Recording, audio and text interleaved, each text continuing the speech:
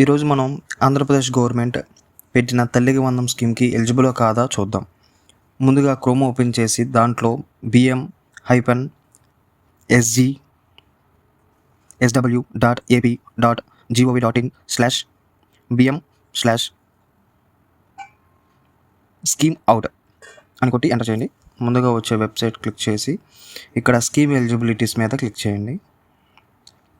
ఇక్కడ ఆధార్ నెంబర్ మీదన్నా ఇవ్వచ్చు, మీ తల్లి గారిది కన్నా ఎవరిదైనా ఫ్యామిలీ హెడ్ పర్సన్ది ఇవ్వచ్చు. ఎవరిదైనా ఒకరిది ఇచ్చి ఇక్కడ స్కీమ్ టైప్ దగ్గర కింద లాస్ట్లో తల్లికి వందనం అనేది క్లిక్ చేయండి. తర్వాత సెలెక్ట్ ఇయర్ దగ్గర 2026 to 27 సెలెక్ట్ చేసి గెట్ డీటెయిల్స్ కొట్టండి. మనకి ఆధార్ లింక్డ్ మొబైల్కి ఓటీపీ వస్తుంది. ఓటీపీ ఎంటర్ చేసుకున్న తర్వాత కింద క్యాప్చర్ కొట్టండి.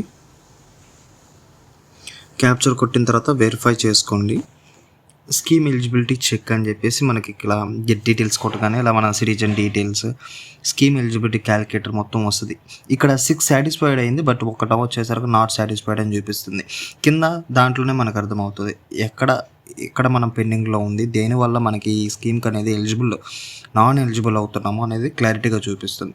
ఇక్కడ ఎనర్జీ యూనిట్స్ అసలు లెస్ దెన్ 300 యూనిట్స్ అనేది కరెంట్ బిల్ అనేది ఉండాలి. ఈ పర్సన్కి వచ్చేసరికి 665 యూనిట్స్ అనేది మంత్లీ బిల్స్ యూనిట్స్ దాదాపు 691 యూనిట్స్ వస్తుంది. దానివల్ల ఈ స్కీమ్కి అనేది ఎలిజిబుల్ అనేది కాదు. ఇలా మీరు కూడా మీ యొక్క డీటెయిల్స్ ఆధార్ నెంబర్ కొట్టి మీరు మీ స్కీమ్కి తల్లికి వందనానికి ఎలిజిబుల్ కాదో చెక్ చేసుకోవచ్చు.